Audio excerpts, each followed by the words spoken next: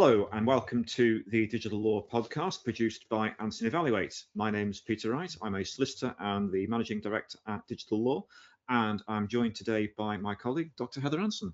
Hi, I'm Dr. Heather Anson, also known as the Managing Director of Anson Evaluate, producer of this podcast, and occasionally he lets me come on and talk. So, we're here today to sort of do a let's look at what's going to be going on in tech this year, or what we think will be the main stories or things that are developing this year. Is that right? Yeah, that's absolutely right. So we've got a few different stories that we've sort of drawn together that we wanted to cover today, that we think what ties them together is really the impact that they're going to have on 2026 and future years. So it's not really so much crystal ball gazing as just really looking at what's happening now and thinking, well, what are the implications of it going to be? In terms of we're already on the, we're already sort of almost through January, but I think we can already see there's an awful lot that's happened in January, let's put it that way, and I think it's going to be quite an eventful year. And I think from the tech and law perspective, these are some of the narratives that are going to shape it. Mm-hmm. So I think we thought we'd start off actually with probably one of the most interesting and exciting points, which is when we look at, I suppose, some of the potential risks that we're seeing in space around communications, when we've been looking at Starlink, and when we've been looking at the provision of the internet to whole populations. I know there's quite a few points you wanted to make on that. Absolutely. So in case you haven't heard, Russia is not a fan anymore of Elon Musk. They used to be buddies, but not anymore. And because Starlink and other communications have been really key in helping Ukraine, Russia has now decided that that is a huge threat that they need to do something about. And what the first thing I heard about it, and what I've been hearing since then, is that Russia has been developing a type of space bomb. I know that sounds futuristic, but it is a type of space bomb that would essentially disperse a cluster of shrapnel in space. And that may not sound like much of a big deal, but it is a really big deal. And I'm going to give a shout out to somebody who I absolutely adore and think is one of the most brilliant and unique people. Her name is Zana Malakos Smith. I can never remember her name because it's really interesting. But she is, among many other things, a professor for the UN's Institute for Training and Research. And she was a speaker at a conference that I spoke at a few years ago, and she's unique and amazing. But one of the things she talked about was the threats to satellites and other space things that are going on in space. And that she described by using a mnemonic. Kittens need extra care. And if that doesn't tell you everything about this wonderful woman, I'll tell you one more thing. She was wearing opera gloves at the time. So that was just a fashion choice. Anyway, so kittens, K, kinetic. Need, non-kinetic. E, electronic. C, care, cybernetics. So the first one in particular, kinetic. So I heard about these cluster bombs and immediately thought in my head, kittens need extra care. And what happens? It's important to know that in space, anything in space right now is a potential piece of shrapnel. The space garbage, satellites that are no longer operating and falling out of orbit, just space debris in general. They are moving exceedingly fast. The things we have in space, like satellites and orbiting spaceships and space stations, are moving incredibly fast, even though they look like they're not at all. And this debris itself is moving incredibly fast. And so the idea of something the size of a pebble can wipe out an entire satellite. And Russia is talking about putting an entire field of this type of shrapnel in the path of Starlink satellites to take them out. There will be catastrophic collateral in terms of other things going on in space. So not just to Starlink satellites, but to any other satellites that are in space, the space station, any other just going up into space and back. Well, I mean, the implications of having space-based weapons that are targeted at other installations in space is something that we've not really had to consider before. And it's only really in this decade that the implications have become so significant, because we've currently got the Artemis 2 on the launch pad at Cape Canaveral in Florida. That's the first manned exploration beyond low Earth orbit for what, 40 years, since 1972, which is We're gonna get going a huge history lesson from you, aren't you? which is going to the far side of the moon. But that's manned space flight, four people going into orbit, and indeed onto the moon in February. So that's coming up. We also have Elon Musk building the equivalent of a 6-lane superhighway into space, which will happen at the point that that their massive rocket ends up being perfected and stops exploding quite so much. But the fact that that will be able to lift incredibly high volume of material into orbit at a comparatively low cost because of the reusable technology means there'll be more traffic going there, potentially launching more and more Starlink satellites, of course, because you have to renew the amount of Starlink on a fairly regular basis. That's before we then look at, there is one startup in California that is talking about putting server farms in space. Yeah.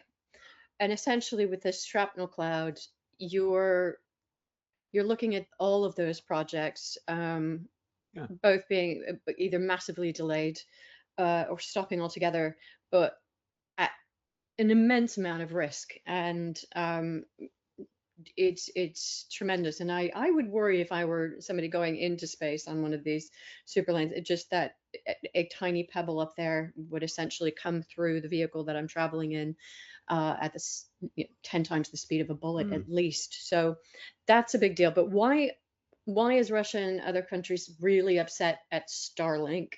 The main reason can be seen actually recently in what happened in Iran.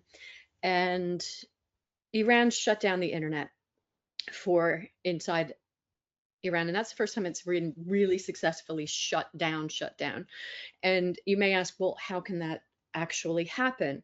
Well, the vast majority, other than Starlink, which is the only commercial satellite source of internet, is these undersea cables. Literally all of our internet, whether we think of it as, oh, we're getting it from the sky, we're not. We're getting it from these cables that are running under the oceans and coming onto our shores. And the governments of all these countries know exactly where these are coming in. And if you're landlocked, they know where they're coming in from these other countries. They know exactly where these things are coming from. And what they can easily do is just technically snip them or block them so that nothing works. And you think, well, I've got a phone and it's got data on it. Well, those phone companies use those underground cables to supply the internet that gives you that data. So it's able to effectively cut that out. They can also use blocking and jamming technology to cut out a lot of other types of internet that might not be directly coming into that. But one that they've really struggled to get their hands on is Starlink. So that is why that is being targeted now as a threat to these states. Now, that is the Russia issue. You were going to go into something a bit different, which is more just as futuristic as things in space, but you're going to talk about quantum computing. And I apologize. I was going to put together sort of a quick primer of what quantum computing is, because that's one of my favorite things to do, is explain complicated things quickly, but I didn't have time. I apologize. The point here is I just wanted to sort of flag up, we're sort of trying to think about issues that will be really important in 2026. And we've seen how you can't go to a conference that looks on technology now without people babbling about AI and large language models. And that's been the case since 2022 and Chat GPT coming along, even though AI has been around, as I never tire of telling people, since World War II. Certainly as far as Alan Turing was concerned, because he was writing papers on it back in the 1940s. But the point is that I think quantum computing is going to be the thing that actually will have a far bigger impact on business and commerce than AI. Potentially, and indeed it will only be AI powered by quantum computing that Yeah. will achieve some of the massive benefits that I think some of the tech companies in California are trying to speed us towards, because there is a limit with what can be achieved using current technology, current server farms, the vast amounts of power that infrastructure needs, and hence the fact that they're sort of stampeding to build these vast data centers all over the world, and indeed to put together the chips to farm them. But the Yeah. thing with quantum computing is what we're talking about here is basically an approach to computing that leverages the principles of quantum mechanics.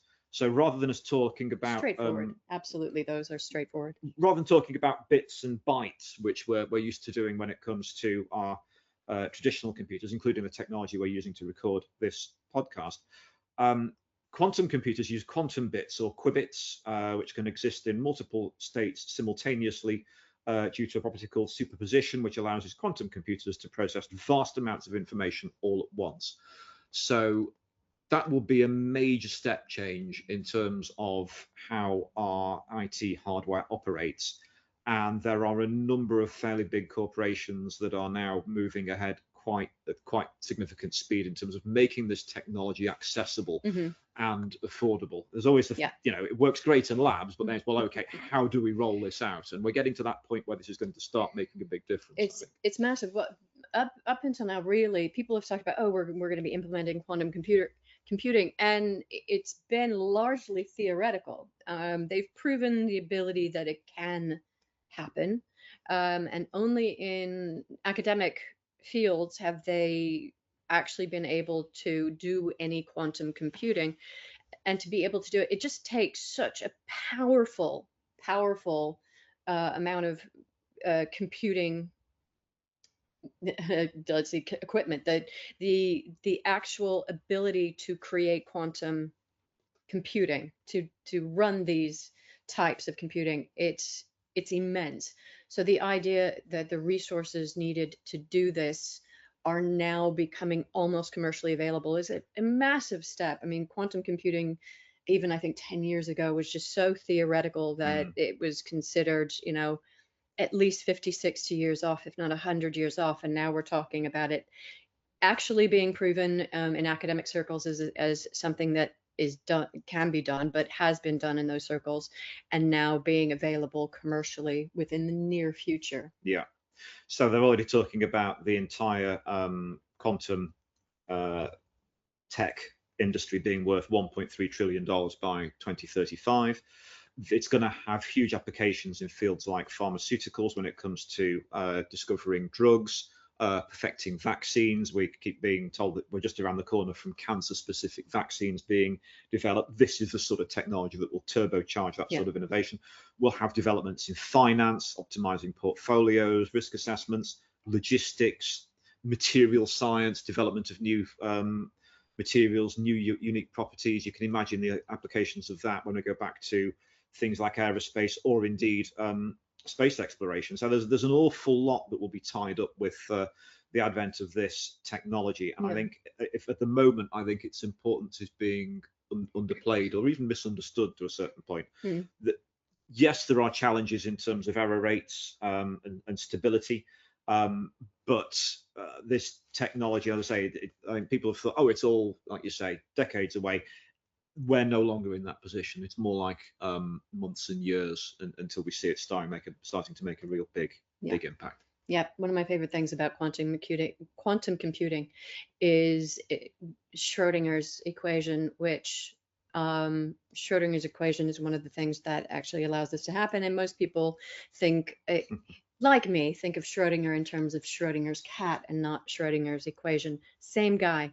He's behind this whole thing. So Schrodinger's equation is a big part of this, and I just get a giggle out of the fact that it's not just Schrodinger's cat that may or may not be dead. It's Schrodinger's equation may or may not make quantum computing alive or dead. So moving on from there, Heather, I know you wanted to sort of try and draw together some thoughts about the fact that we saw a lot of increased major cyber attacks last year. Indeed, it's thought that the cyber attack on Jaguar alone the impact on Jaguar Land Rover's production in the UK may have been responsible for the lack of economic growth in the UK last year. That's how significant we're now seeing the implications from these attacks.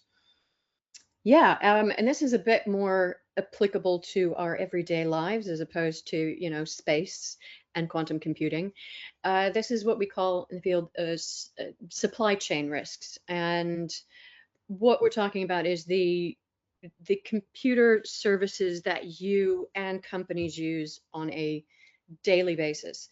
And because the market of supply chains are becoming very narrow, they're dominating ones in the field, such as everyone knows if you want office software, if you're using if you're writing things or emailing things or having meetings, you're going to be using Microsoft 365. It's almost impossible to get away from using it. We've avoided doing that. We don't use it, but that's another long story. But if you're using Microsoft 365, if you're using AWS, Google Drive, or if you're using one of the main social media sites, Instagram or Facebook, to conduct business, those are at such a level of threat. And not just from cyber attacks. A lot of these were cyber attacks that happened this year, but sometimes it's just an error in the coding that can happen, or a system gets overwhelmed by too many requests at one time, and not that. So there are not even just malicious attacks, but the fact that the infrastructure is becoming so overwhelmed, sometimes it's taking itself down, or human error within coding. I always say that, you know, when Microsoft goes down, it doesn't necessarily have to be a cyber attack. It could just be Microsoft stepping on its own feet. Which kind of happened the other year when it was a patch update by a third-party supplier that then took down a supply chain risk, a whole range of Microsoft-powered applications. So absolutely. You had banks, airports, really big bits of infrastructure were critically compromised for days at a time. There was quite an irony I found in that, going, okay, Microsoft was taken down and non-functioning because it uploaded a patch that made everything go wrong. What company's site would you find information on how to recover from a patch that went wrong? That's right, that's Microsoft, because it happens all the time. Microsoft sends patches all the time that sends things wrong. So the irony of them being taken down by a patch that they used. Anyway, but that is an example of supply chain, is that cyber company was a supply chain to Microsoft, which then supplies other people. So something within that supply chain became a risk. And they're also considered risks because one bit of computing software might be good, but there are downstream systems that are helping them. One of the reasons why this is really important for us to consider is not because I'm saying, oh, you got to be careful who you choose to go to and what you do. You know, don't use Microsoft 365 because it has nothing to do actually with their security, that we don't use it. But what I'm saying is that we need to start considering, or not start considering, we have to be considering what we do if something goes wrong. And it's something I call don't put all your eggs in one basket. If you have everything on one piece of technology or one general set of tools, what are you going to do if that goes down? Because and actually you shouldn't say what if, you should be saying when this goes down, depending on how long it goes down, I might be in trouble. So what should I be doing? These things are going to continue to happen, and so the occurrences will be more often, and the duration that they last will become longer. So what we need to be doing from a EU standpoint is to be very flexible, be able to switch from one technology, one platform to another quickly so that things get running, having backups for, if anything, if you're hit by a ransomware attack, having your backups on a system that's entirely separate so that you're not risking all of that being compromised. It's similar to like when I'm doing work from home, there are occasionally issues with the internet, the Wi-Fi. So I always have a unlimited data pack available that just smoothly transitions. If I'm on a call like this and the internet goes down, there might be a glitch, but my backup data will kick in and I'll be able to continue with the call fairly quickly. So that kind of thing. What if the internet goes down and I'm on a business call? Okay, here's how I'm going to handle that. What if Microsoft 365 goes down and I can't access my emails, all of this? What if my business is dependent on Instagram and my followers and the advertising that I have on that? What do I do if? So making sure you have your eggs in more than one basket is going to become increasingly important. Not just about choosing the right tool, but also choosing your backup tools. Where are you going to go if that stops working? Yeah. And for example, we ended up, I was speaking to a fairly major corporate institution yesterday, and we were really drilling into their infrastructure, and we found out that the majority of their infrastructure in Europe was on AWS in Ireland. Great. And then we tried to say, well, what about the backup? They said, oh yeah, that's with AWS in Sweden. We said, well, that's not really a backup then, is it? And they couldn't actually confirm. This is the other thing, unfortunately, with big corporates. Sometimes they can't confirm. We said, look, is it on AWS or not? Yeah. And they were unable to actually confirm to us on the call what the situation actually was. But it just shows that if one of these big, in quoted brackets, too big to fail organizations fails and goes down for a period of a few days while they scramble to get the thing back up, what's your organization going to do in the meantime? If you're a bank, if you're in financial services or insurance or pharmaceuticals or medicine, and a period of between 48 and 72 hours of not trading is not an option, what's your fallback? Because if you have got eggs in one of these baskets, then you just got to sit and wait until they bring their system back up. And how long, as I say, will that process take?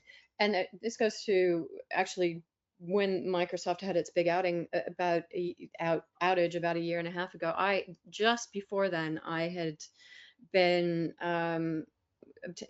retained to help create a cyber response exercise for a fairly important organization, and my decision was that it should be based around Microsoft going down, because almost their entire system was based on either Microsoft 365 or software they had developed on Azure. So Microsoft was everything to them.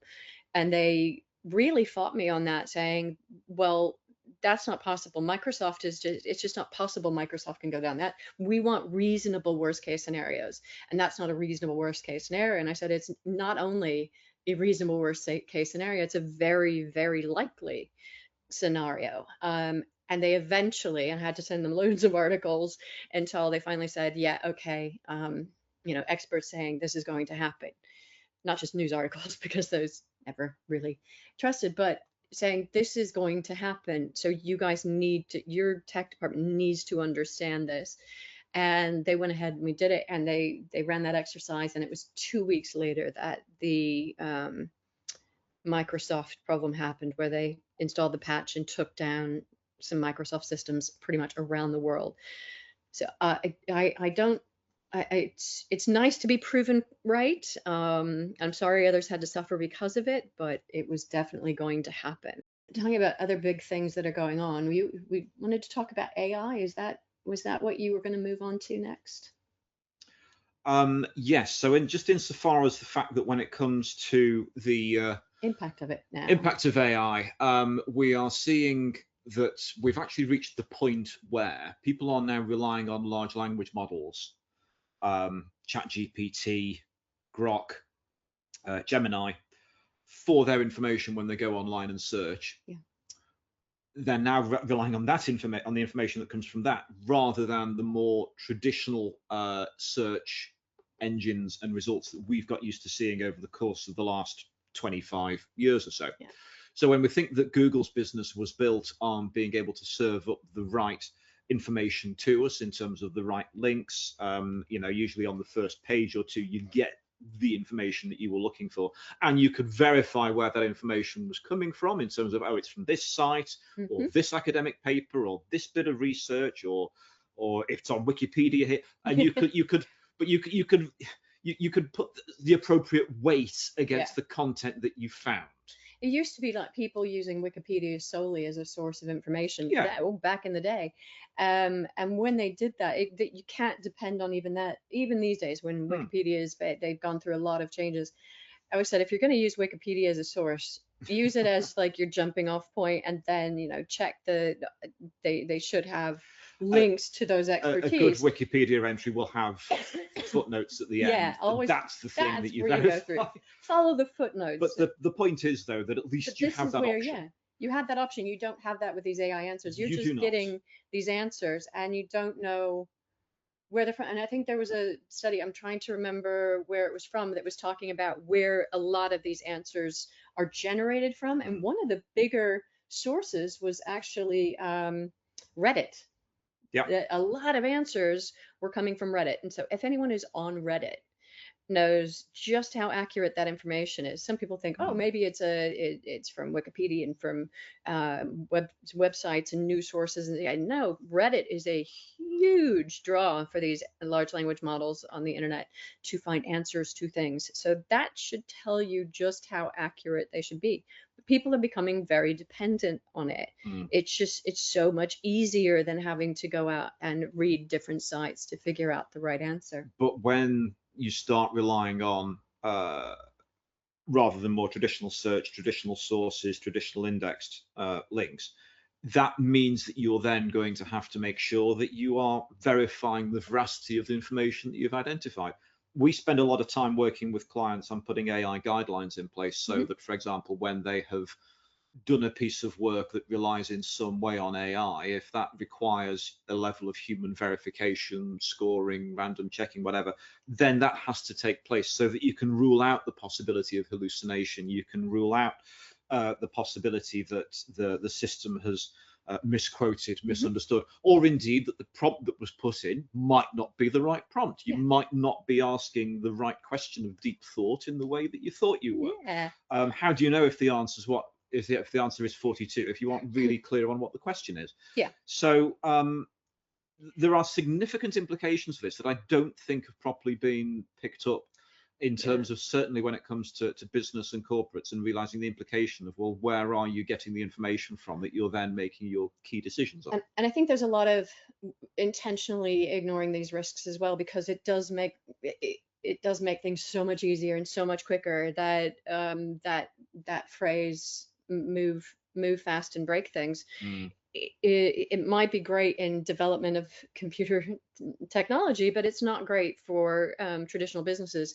And I think I remember saying, when ChatGPT launched about 3 years ago now, I said, let's set our watches. How long is it going to take for a lawyer in particular to do something stupid with this? And why I say lawyers, because our jobs can be quite time consuming, overwhelming, and if there's something there that will make it easier for us, we tend to use it, and sometimes use it to our detriment by not verifying or not paying attention to it. It's been going as far back as, in my career, paralegals, having them write stuff and then not checking it before you send it off to court. So it did take about 2 weeks, I think, before the story broke that a lawyer in the US filed a brief in a federal court on an aviation case, citing 2 bits of case law that did not exist. And when the judge asked him, where you got these from, he said, well, ChatGPT. And he said, did you verify that these were real cases? And he said, yes. And he said, how did you do that? I asked ChatGPT.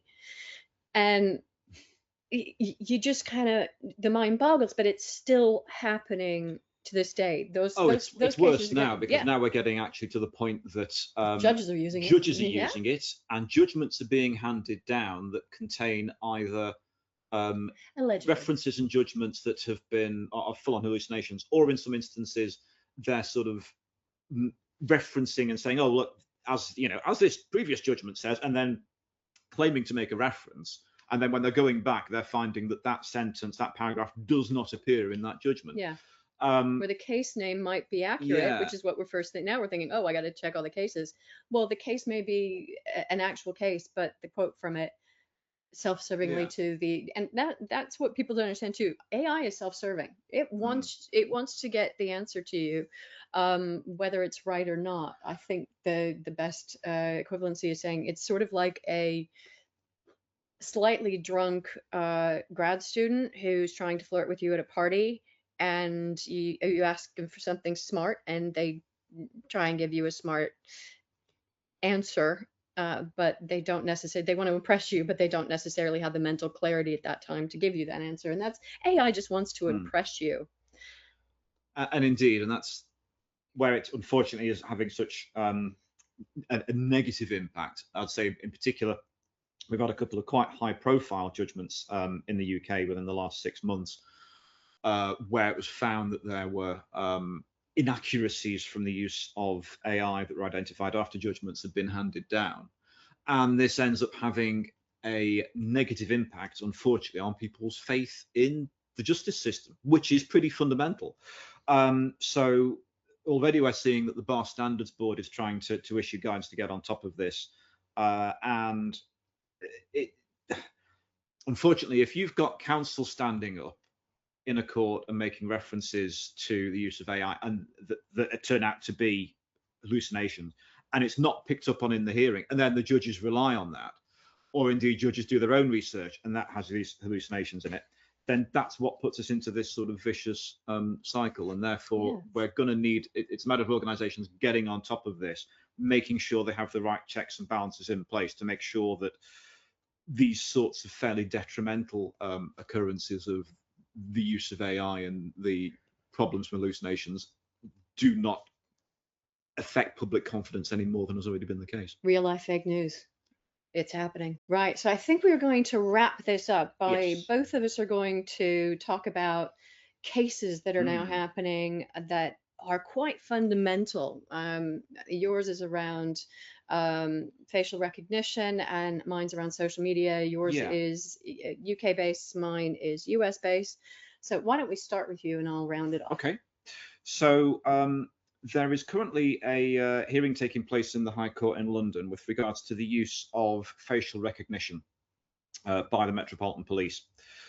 And it's quite interesting when you see how the use of facial recognition has increased in a very short space of time.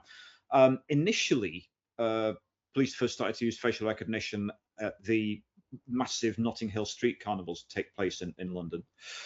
And in 2016 and 2017, when the technology was first being used, it had a 98% misidentification rate. Cool. Let's use that. Arguably, that's the technology being pushed into use at a time when it wasn't sufficiently mature. However, there are continuing to be certain instances of the technology being used and problems coming up.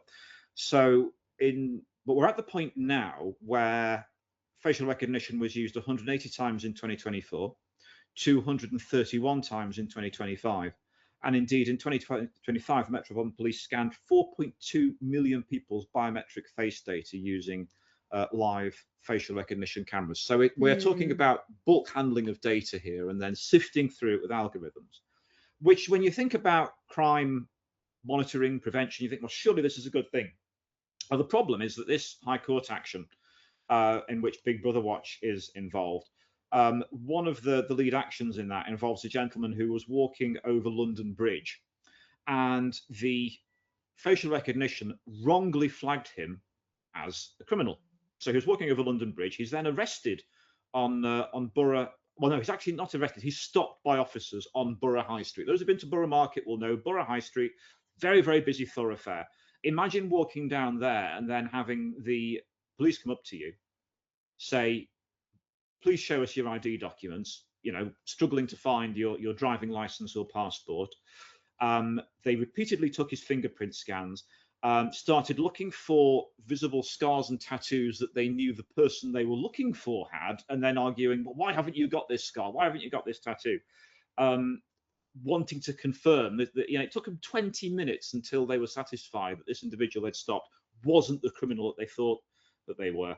And it just kind of shows, I think, here that the problem of relying on that technology to the point that it could then get to the yeah, you're violating this individual's rights. You're stopping them from go about. I mean, what if they were going to a medical appointment? What if they were going to something that they were stopped from doing because of this 20-minute? And imagine how scary that would Yeah. have been. Multiple people on you telling you that you're not who you say you are. Yeah, and you know what? This happens a lot because of something that you would probably never experience. I experience somewhat, but other people we know experience a lot, and that's something that's called coded bias.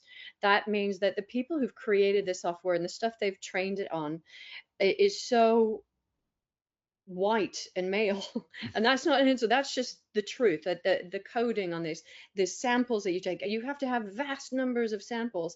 And they use themselves, the people who are developing these use their own faces as markers, and the people they know, and their circle is very generally white and male. So it really struggles with faces outside of that norm. And you might say, well, if you add AI into that, then it might get better. And I can tell you it's not getting better. Um, there was a thing going around a while back saying, oh, you can do update your headshot using ChatGPT or one of these other generative AI. So, it showed an example, someone doing photos with their camera with a background, and then it turned it into a very professional looking headshot. So I thought, oh, well, that's interesting. I haven't had any new headshots lately. So maybe I'll try that. And I tried it. And what came out was something that looked very confused. I was represented with a very mannish. I had a very thick neck. My clothing was, it was like a man's suit. My hair was changed so that it looked like possibly a man's haircut. So it was masculinizing mine because it only really knew how to do a man's face, and had other women in our office try it, and they had similar impacts where it was really changing the face to an extent. Works fine for him, but I wasn't very happy with what it gave me. Yeah, but it did look more like you than it looked. You still look like a white man. I look like Mr. Potato Head. I Oh, wasn't so, happy yeah. with that. Anyway, but the really scary one was a colleague and friend of ours who is Caribbean descent.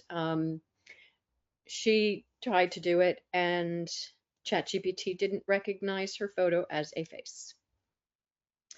Yeah, that is very problematic a when this is an option out there for people. That just tells you how biased this is.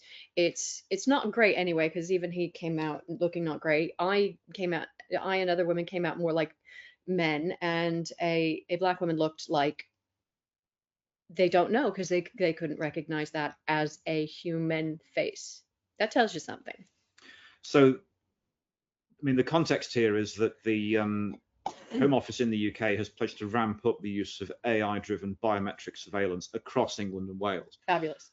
So the fact that this judicial review has been brought by Big Brother Watch in the High Court this month is timely, because the government wants to use AI in not just in law enforcement, in healthcare, and various other fields. And there isn't really an awful lot in terms of a legal framework around its use in the UK. We've got the AI Act in Europe. There isn't anything. I mean, arguments about the whys and wherefores of the EU AI Act, I think we'll go through that another day, but because it's not necessarily a foolproof system either. But the point is that to try and free up the opportunities for innovation and the utilization of AI, we've deliberately got a sector-specific approach to the use and regulation of AI in the UK. And that's where there is the potential here for it to be potentially rolled out, despite the technology not necessarily being ready, and with the potential problems that Heather has just highlighted. So I'd say look out for the outcome of that judicial review. I think if the Met is, if they are successfully challenged here on their use of this technology, it will be big implications for what the Home Office wants to do. So that won't just be specialist legal tech news. That will be in the press, full stop, in the coming weeks. Mm-hmm. What is already in the press now is my U.S. case. Mm. Big deal. So there's a lot of talk about social media being harmful and harmful for kids, and oftentimes we think of it in terms of them seeing things like pornography or violent images or inappropriate images, and that's not appropriate. However, the landmark case that I'm talking about, and there's a couple of others, but is against these social media companies. So you've got TikTok, Snapchat, Instagram, and YouTube. Those four are being sued in a landmark case in the US around a 19-year-old who said that her exposure to social media was addictive and contributed to um, major depression and other serious psychological impacts. And so the suit says that this is very similar. In fact, they relate it very strongly to the big tobacco cases in the 90s that target that had a harmful and addictive product and targeted it at children, even if subtly, using Joe Camel and caricatures and stuff, making smoking look cool so that children would take it up. But the social media companies have used algorithms that cause these young minds to want to scroll, to keep on, to be basically sucked into their social media and not able to really disconnect from it. And that causes a skewed social relationship with the world. It can lead them down paths, dangerous paths, such as dieting, over dieting and anorexia and other eating disorders, but it can also lead to types of bullying or becoming even a bully if you are like that wonderful series Adolescence, where they just see certain things and they become so sucked into it that they believe it. And in the US in particular, there's something called Section 230. It protects all of these platforms from things that are posted by other people on that. So they can't be held responsible for what people post on that. This has been the constant excuse that's been rolled out for the last 20 years. When I know everyone said, well, Section 230, Section 230. Oh, well, yeah, this potentially encouraged someone to self-harm. This encouraged someone to attack someone else. Or, like you say, issues around depression, anxiety, mental health. Yeah. They've always basically said, not our problem. We didn't post it. We can't be responsible for what our users post. Yeah, and the Section 230 is part of a law in the US that came about because of AOL chat rooms. Essentially, it was that these emerging technologies had these ways for people to communicate, and it was unfair and stifling on technology development to make these companies responsible for what third parties were posting and doing on their sites. So that's what Section 30 was considered, like a First Amendment right, that people had a right to say these things, and it would be stifling to them and to these companies if you sued the companies for saying these things, for allowing these things to be said. They should be the public forums that the First Amendment should be protecting. Now that has morphed, obviously. Now you've got these social media companies. It's the postings. They're saying these people are posting things, we can't be held responsible for that. But the problem they're going to have is that the way they've built their algorithms, the things they have done, they've actually taken, like Big Tobacco took slot machines when they were produced. They did a lot of science, neuro and biological science, to figure out how to make slot machines more addicting, to make people just sit there and pull and pull and pull on those slot machine arms. And Big Tobacco took that on and expanded it, and how to make their products more attractive and addicting, not just from a physical standpoint, but from an image standpoint, that I have to do this. And social media companies have done the same. How do we increase this demographic, especially young people who have some disposable income? How do we increase their activity on here so that they buy more music, more makeup, more this, because then we can tell our advertisers, look, you get this much. So it makes them stay on these sites. It's Yeah, designed that way. So it's no longer a free it's speech a Section 230 it's thing. a dopamine rush. They've been deliberately designed with the right bells and whistles so that you end up on that infinite The scroll, doom scrolling, the doom scrolling. yes. You end up just flicking through and flicking through and flicking through. We hear of children turning up at school who've been awake all night because they've been Yeah. flicking through things on TikTok. And that is a pure sign of addiction. If you cannot set your own limits, or you will go out of your way to, like, if your parent takes away a phone, finding a phone, or Yeah. getting your way around any normal restrictions to have something. It's like an alcoholic who sneaks drinks into things, um, and finds ways to drink despite it not being in an appropriate place to do it. So it really is an addiction, and the question is whether they've created this and whether they should be harmed. The interesting thing is this one case that is considered the first, the bellwether case, is about this 19-year-old and Who would have been, I mean, 19 coming now, of but we're age with it. talking about, certainly a young teenager when most of the issues here Yeah. So it's were essentially her teenage years taking were place. spent relating to social media. And if people want to say, oh, blame the parents, again, if they make it addictive, they will do anything to get around that restriction. And the parents at this time might know, oh yeah, it's harmful, but how would they have known back then? Anyway, the big interesting part about it is Snapchat and now TikTok, as of yesterday, have settled Yeah. on the case. So We they don't know have the terms of that we don't know settlement, the of course. terms, and we're not going to know the terms. But before it goes to trial this week, they have settled. So they don't want to have any of the information that the plaintiff's case have to come out in court, because that is reportable. So, but Instagram and YouTube are still in there. They either believe strongly enough that they will be able to withstand this, and this will help them stave off future issues, um, or the plaintiffs are like, well, we'll settle those because maybe that'll help us pay for these other other things, but these are our two big targets anyway. So I have no idea why they haven't settled, but it is massive, massive that this is going ahead, and the impact potentially on how these platforms are allowed to operate, and lawmakers considering whether to ban, like you were saying, the existing bans. You want to say a little So bit about that? yeah, so we've got Australia was the first country to have pressed ahead with a ban for children. So the idea being that under 16, if you're under 16, you cannot access social media in Australia. And a lot of other countries are looking now to see how successful that ban is. So it'll be a matter of saying, well, what's the data? How successful is it? Do those under 16 simply circumvent this by using a VPN? So, and can we get accurate data on, if so, is that happening, or does traffic to these sites drastically fall?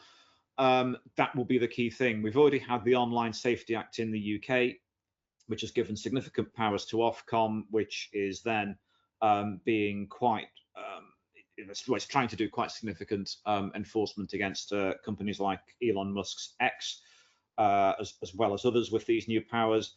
And therefore, the fact that this is now happening in the home, indeed in Los Angeles, is where this litigation is taking place. Yeah. The implications are quite significant. But the fact that this is sort of going into the basis upon which the technology fundamentally operates, as opposed to, oh, you're publishing this content, means that I think it's going to be changing sea. Yeah, and I wonder. I mean, there's talk that Mark Zuckerberg and other senior executives might be forced to have to testify on this.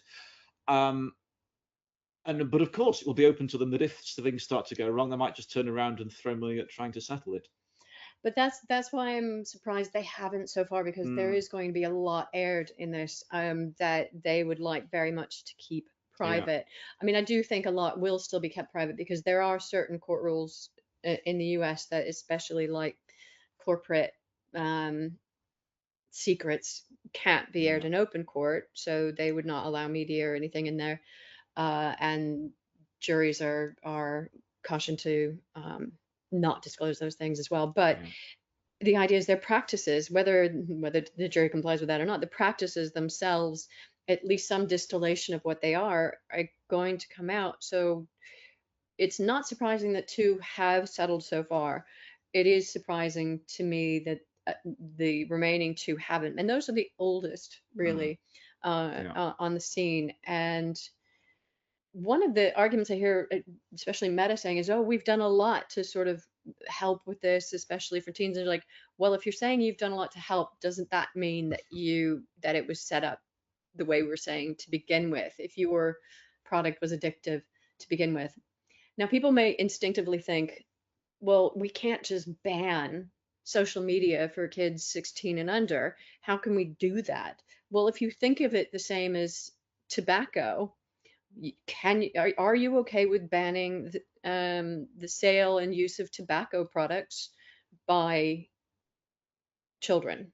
I think we would be very happy with that and are happy with that. There's no real pushback now. It doesn't mean that there aren't kids smoking or drinking when it's illegal for them to do so, but it means that it's a recognition of just how harmful these things are on children, so that parents are more aware, and the children aren't who are growing up now may not have the opportunity to become Mm. addicted in the first place.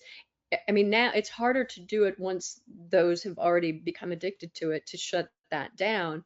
But if they never get addicted in the first place, then you don't have to, they don't get that exposure in the first place. Then you can develop healthier Yes. interactions. It doesn't mean, it's perfectly possible for adults who did not grow up in the social media age to end up in those same addictive doom scrolling things. However, adults have the right to get Yeah. addicted to things like tobacco Indeed. and other things, but the other side is a recognition that it is an addiction, and that some people will get addicted to these things such as social Mm. media.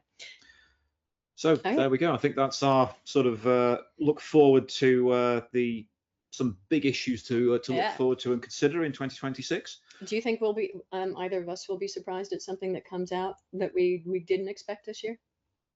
Oh, there will always be things that come up that you can't necessarily foresee, and let's face it, things are so fluid in terms of how some of the main governments in the world are operating. Who knows what legislation we might see or knee-jerk reactions that could happen to things that we can't foresee at the Yeah, moment. I'm pretty good at predicting, though. I think I'll either have predicted it or won't be surprised it happens. But Yeah. that's me. Yeah. Well, there we go. Heather, if people want to find you online, how can they do that? I don't know. You're the one that looks for me, so how do you find me online? Well, you've got a Substack, haven't you? Yeah, sort of. Let's avoid the Substack for Okay. now. It's not currently being. Yeah, there's not much All going right. on my Substack right now. Sorry, Okay. sorry, folks who are on my Substack. There's not much going on right now. I have a lot to do. And in the future it will be bigger and better. But Okay. okay, And you're also on LinkedIn? I am. I am. Anson Evaluate is on LinkedIn. I'm on LinkedIn, but I am not one of those people that is addicted to the social media things and going on all the time. So if you want to know a lot about me, LinkedIn is not the place. Yeah. But I'm there. If you want to get in touch with me, you can. So you can find Digital Law on LinkedIn, and we're Mhm. also on X. I am And not on X. and you can find me, Peter Wright, on LinkedIn as well. Please do connect on there. And we've also got this recording is going out on YouTube. So if you're watching us there, please give us please subscribe to Digital Law on there. Mhm. And if you're watching on YouTube and would rather listen to us, then you can find us on most of the main podcast apps. So you can find us on Apple, etc. Spotify, Yep. and yeah, and if you're listening to us and you'd rather watch, then yeah, you can find us on YouTube. So thank you for listening. Congratulations if you made it this far. Hope you found that useful, and we look forward to seeing you again next time. Yeah, and I think at the end there'll be a short message from the our technical producer on the show. Indeed, yes. So we're grateful to our good friend Sean Colley, who's going to be producing today's session. He's really good. Hire him. Hi, There you go. Thank you very much. Bye.